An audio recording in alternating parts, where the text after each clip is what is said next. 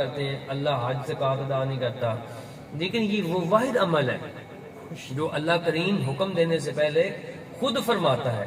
جس طرح دنیا میں ہم نے کسی کو کام اپنے ساتھ ملانا ہونا تو اس کو حلا شیری دیتے ہیں جی, ترلا مارتے ہیں, یار میں تیرے نال لگنا ہے, تو آؤ رل کے کام کر لیں. اب اللہ بے نیاز ہے, اس کو کسی ترلوں کی ضرورت نہیں ہے, منتوں سماجتوں کی ضرورت نہیں, وہ بے نیاز ہے.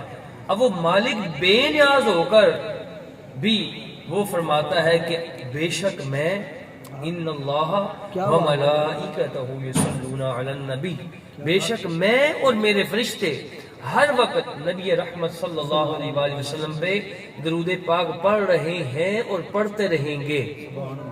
یہ یصلون فعل مضارع ہے جس میں دو زمانے پائے جاتے ہیں, حال اور مستقبل. تو اس کا معنی ہے کہ ہر وقت اللہ اور اس کے فرشتے درود پاک پڑھ رہے ہیں اور پڑھتے رہیں گے. آج دوست ہمیں کہتے ہیں جی آپ اذان سے پہلے دروشی پڑھتے ہیں, دعا سے پہلے پڑھتے ہیں, نماز کے بعد پڑھتے ہیں, فلاں وقت پڑھتے ہیں, تو یہ تو کہیں لکھا نہیں ہوا. تو عرض یہ کی جاتی ہے کہ قبلہ نماز کا ٹائم مقرر ہے, اس وقت ہم ظہر کی نماز نہیں پڑھ سکتے, اس وقت عشاء کا ٹائم ہے, عشاء کی نماز پڑھی جائے گی, فجر کے ٹائم فجر کی نماز پڑھی جائے گی. ان الصلاۃ کانت علی المؤمنین کتابا موقوتا, اللہ فرماتا ہے نماز کے ہم نے مقررہ اوقات رکھے ہیں, ان وقتوں پہ ہی ہم نماز پڑھ سکتے ہیں. روزے کی ایک ٹائمنگ اللہ نے ہمیں بتائی ہے, حج کا ایک دن ٹائم ہمیں بتایا ہے, زکوٰۃ کا سال بعد ایک ٹائم ہے, ٹھیک ہے جی. تو ہر عبادت کا اللہ نے ہمیں شیڈیول دیا ہے, ٹائم ٹیبل دیا ہے. لیکن درود پاک ایک ایسی عبادت ہے کہ 24 گھنٹے میں آپ جب بھی یہ عمل کریں گے, آپ اللہ رب العزت جو وحدہ لا شریک ہے, ذات و صفات کے اندر اس کا کوئی شریک نہیں, لیکن جب کوئی حضور کا غلام درود پڑھتا ہے تو وہ اللہ کے ساتھ اس عمل میں شریک ہو جاتا ہے. اور درود پاک کی بڑی فضیلتیں ہیں. سب سے بڑی فضیلت کیا ہے؟ سب سے بڑی فضیلت کیا ہے؟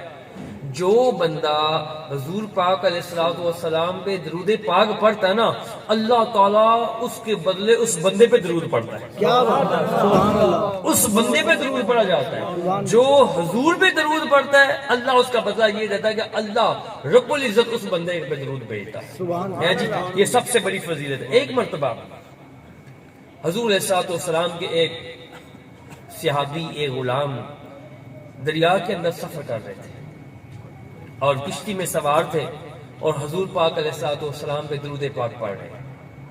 اب وہ حضور کے غلام دروشی پڑھ رہے ہیں نا جی, تو دریا میں ایک چھوٹی سی مچھلی تھی, وہ محبت کے ساتھ کشتی کے ساتھ تیرتی ہوئی گئی اور وہ درود پاک سنتی رہی. اب وہ کشتی جب دوسرے کنارے پہ لگی, وہ صحابی رسول اتر کے چلے گئے, پیچھے سے ماہی گیر آئے, انہوں نے جال پھینکا, وہ مچھلی سے جال میں پھنس گئی. بکتی بکاتی ایک صحابی رسول نے خرید لی, حضور کے غلام نے خرید لی, گھر لے گئے. اب وہ کٹی ہوئی مچھلی گھر جا کے اہلیہ سے فرمایا کہ اس کو پکا دو. اب آپ کی اہلیہ محترمہ انہوں نے وہ جناب ہڑیاں میں رکھی تو گھر کی ساری لکڑیاں جلا دی. مچھلی کچی کی کچی ہے, مچھلی کو کوئی فرق نہیں پڑا جی. اچھا جی, وہ اہلیہ محترمہ آپ کی حیران ہوئی, پریشان ہوئی. جب آپ گھر آئے صحابی رسول تو وہ عرض کرتی ہیں کہ جناب یہ آج مچھلی آپ کہاں سے لے کے آئے ہیں؟ میں نے گھر کی ساری لکڑیاں جلا دی ہیں, تو اس کو تو کچھ اثر ہی نہیں ہوا, یہ پکی نہیں ہے. اب صحابہ کرام کا یہ عقیدہ تھا کہ چھوٹی سی چھوٹی بھی پرابلم ہوتی نا تو سرکار کی بارگاہ میں حاضر ہو جاتا. یہ تو صحابی تھے یار, کیا سرکار کی بارگاہ میں تو جانور بھی آیا کرتے تھے. ایک مرتبہ سرکار تشریف فرما ہے, صحابہ کے جھرمٹ میں بیٹھے ہیں, ایک اونٹ آیا اپنی بولی کے اندر, اپنی زبان کے اندر حضور سے کوئی بات کرتا ہے. صحابہ کرام نے یہ نہ کہا کہ سرکار یہ جو اونٹ کہہ رہے کہ آپ سمجھ رہے ہیں, نہیں. صحابہ نے عرض کی یا رسول اللہ صلی اللہ علیہ وسلم یہ اونٹ کیا کہتا ہے, یہ اونٹ کیا کہتا ہے؟ حضور پاک علیہ الصلوۃ والسلام نے فرمایا کہ یہ اونٹ کہہ رہا ہے کہ میرا مالک مجھے ذبح کرنا چاہتا ہے. سرکار میں نے کائنات میں دیکھا کہ کوئی ایسا در مل جائے جہاں پہ میری جان بخشی ہو جائے. حضور آپ کے در کے علاوہ مجھے کوئی در نظر نہیں آیا, میں آپ کی بارگاہ میں حاضر ہو گیا. اور ایک مرتبہ ایک یہودی فختہ کے انڈے اٹھا لیے, فختہ کے انڈے اٹھا لیے. قبلہ صاحب مٹھی میں بند کر کے حضور پاک علیہ السلام کی بارگاہ میں حاضر ہوا اور کہتا ہے کہ اے پیارے محمد مصطفیٰ صلی اللہ علیہ وسلم، اگر آپ مجھے یہ بتائیں نا میری مٹھی میں کیا ہے تو میں کلمہ پڑھ لوں گا۔ سرکار نے فرمایا او کملیا ذرا پیچھے بنے رہا نظر مار، بہت خوب، فرمایا جنہیں انڈے چک لے آیا وہ ماں پہلے ہی آ کے میری بارگاہ شکایت کر رہی ہے، سبحان اللہ، وہ فختہ سامنے بیٹھی ہے۔ کیا تو بات، میری سرکار کی بارگاہ تو وہ بارگاہ ہے جہاں پہ جانوروں کو بھی مشکل کشائی ہوتی کیا بات، ہے جی۔ تو اب وہ صحابی وہ ہنڈیا اٹھائی بارگاہ ارشاد ماں میں حاضر ہو گئے، عرض کی یا رسول اللہ صلی اللہ علیہ وسلم میرے ماں باپ آپ پہ قربان ہو جائیں، آقا یہ ایک مچھلی خرید کے لایا ہوں، گھر کی ساری لکڑیاں جلا دی ہیں لیکن یہ کچی کی کچی ہے، اس سے کوئی اثر ہی نہیں ہوا۔ حضور پاک علیہ السلام مسکرا پڑے، سرکار مسکرا پڑے اور فرمایا کہ اس کو دنیا کی آگ تو کیا دوزخ بھی نہیں جلا سکتی۔ سبحان اللہ، عرض کی آقا حکمت کیا ہے؟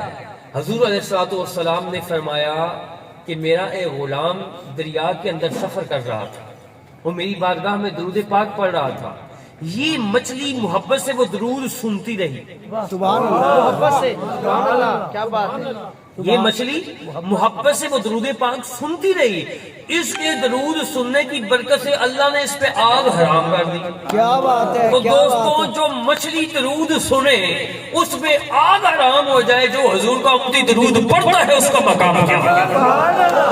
اور پھر کیا بات ہے، کیا بات، جو آقا، جو شانوں والے عظمت والے آقا مچھلی جو درود سنتی ہیں اس سے بھی واقف ہیں، تو ہم جیسے غلام جب درود پڑھے ہم سے واقف کیسے ہیں؟ حضور تشریف فرمایا، سرکار نے صحابہ سے فرمایا صحابہ تم میں سے کون ہے جو اپنے باپ پہ احسان کرنا چاہتا ہے؟ صحابہ کرام نے ہاتھ کھڑے کیے، سرکار ہم سب اپنے والد صاحب پہ احسان کرنا چاہتے ہیں۔ حضور نے فرمایا تم میری ذات پہ کثرت سے درود پاک پڑھا کرو۔ صحابہ عرض کرتے ہیں یا رسول اللہ صلی اللہ علیہ وآلہ وسلم احسان اپنے باپ پہ کرنا ہے، درود کثرت سے آپ کی ذات پہ کرنا ہے، سمجھ نہیں آئی۔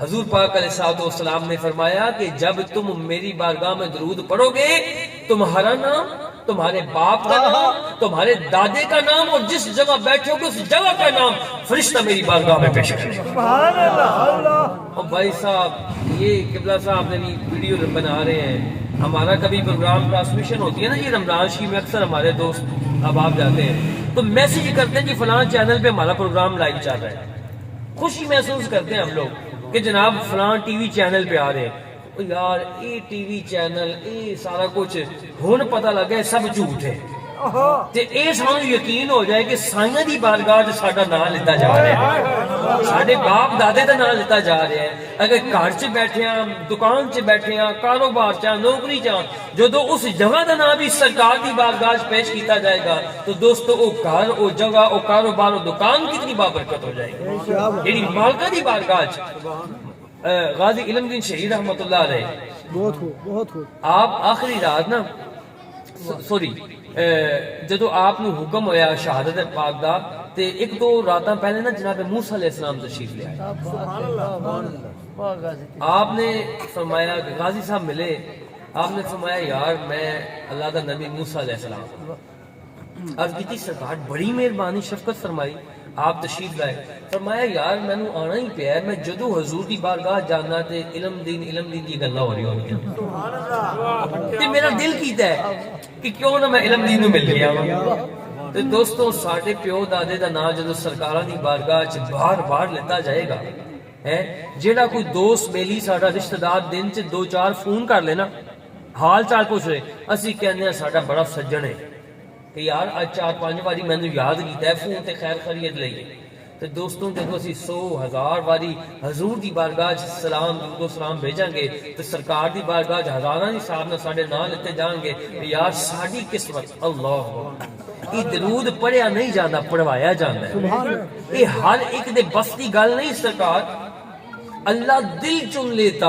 ہے ہائے ہائے ہائے، اپنے محبوب کریم کے ذکر کے لیے۔ دوستوں سرکار کی جتنی باتیں کی جائیں اتنی کم ہے، ساری راتیں گزر جائیں تو یہ ذکر ختم نہ ہو۔ بس میں عرض آخر پہ یہی پیش کروں گا کہ دوستوں میں سرکار کا کمی میراثی نوکر آپ کے پاس آیا ہوں اور یہ پیغام دے کے جا رہا ہوں، قیامت والے دن آپ میں سے کوئی بندہ یہ نہیں کہہ پائے گا یا اللہ یہ حلقہ دودھ پاک کا پیغام ہم تک نہ پہنچا۔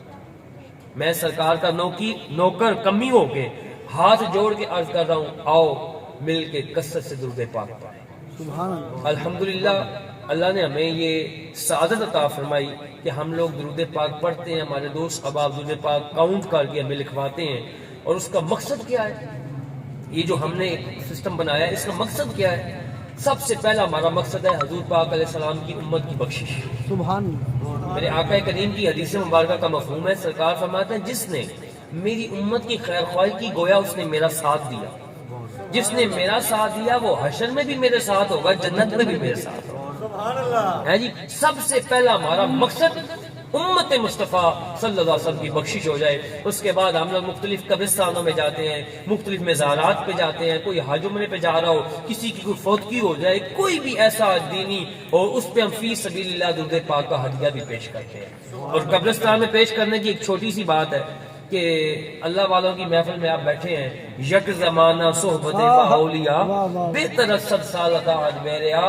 مولانا روم علیہ رحمہ فرماتے ہیں کہ اللہ کے ولی کی بارگاہ میں ایک لمحہ بیٹھ جانا 100 سال کی بے ریا عبادت سے افضل ہے۔ بہت خوب، بہت ہے جی، خوب۔ تو ہماری جو سانس سے جو لمحات زندگی کے سرکار کے ذکر میں گزرے، سبحان اللہ، یہی اصل زندگی ہے۔ تو ایک نہ اللہ والے ایک قبرستان کے پاس سے گزرے تو اللہ نے ان کو کشف القبور کا علم عطا فرمایا تھا۔ انہوں نے روحانی طور پہ دیکھا کہ ساری روحیں اپنی قبروں سے باہر بیٹھی ہیں، تو وہ آپس میں کوئی چیز بانٹ رہی ہیں، کوئی چیز تقسیم کر رہی ہیں۔ تو وہ اللہ کے ولی رک گئے۔ آپ نے فرمایا بھی آج خیر ہے، سارے اپنے گھراں باہر بیٹھے ہو، کی بانٹ رہے ہو؟ وہ روحیں عرض کرتی ہیں کہ حضور یہ باہر بازار سے ایک شخص گزرا، اس نے ایک مرتبہ سورہ اخلاص پڑھی اور اس نے کہا یا اللہ یہ ایک مرتبہ سورہ اخلاص کا ثواب ان تمام قبرستان والوں کو پہنچے۔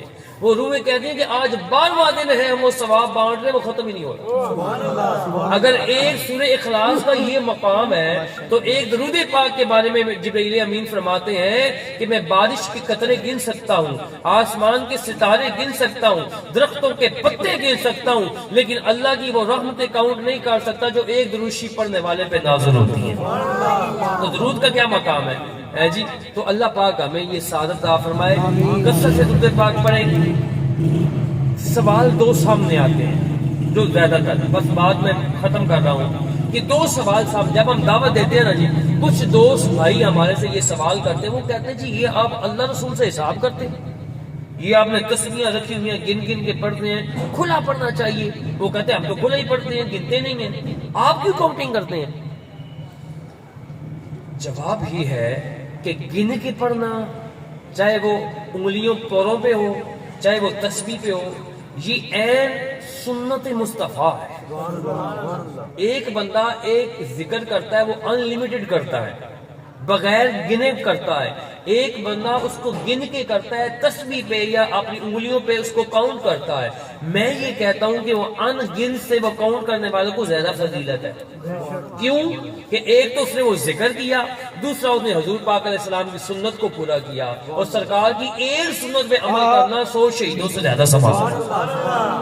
اچھا جی، ایک میں حدیث پاک بطور ریفرنس دلیل کے طور پہ آپ کو پیش کر دیتا ہوں۔ سیدہ کائنات، مخدومہ کائنات، محسن کائنات، سیدہ فاطمہ الزہرا سلام اللہ علیہ، آپ سرکار کی بارگاہ میں عرض کرتی ابا جان کوئی نہ مال غنیمت میں یا کوئی بچہ آیا نا تو آپ گھر کے کاموں کے لیے رکھ لیجیے گا، میں گھر کے کام کر کے ذرا تھک جاتی ہوں۔ حضور علیہ السلام نے فرمایا بیٹا میرے پاس جو کچھ آئے گا میں سب تقسیم کر دیتا ہوں، بانٹ دیتا ہوں۔ میں تمہیں ایک وظیفہ بتا دیتا ہوں، جو تم کرو گی تمہارا یہ مسئلہ حل ہو جائے گا۔ سیدہ کائنات عرض کرتی ہیں ابا جان آپ ارشاد فرمائیں۔ تو حضور پاک علیہ السلام نے فرمایا بیٹا جب تو فرض نماز سے فارغ ہونا تو 33 مرتبہ پڑھنا ہے سبحان اللہ۔ بہت خوب، بہت خوب۔ کتنی مرتبہ؟ 33 مرتبہ۔ حضور فرماتے ہیں بیٹا 33 مرتبہ ہی پڑھنا ہے الحمدللہ۔ کیا بات۔ آقا فرماتے ہیں بیٹا 34 مرتبہ پڑھنا ہے اللہ اکبر۔ اب یہ کاؤنٹنگ، یہ گن کے پڑھنا، یہ کون حکم دے رہے ہیں؟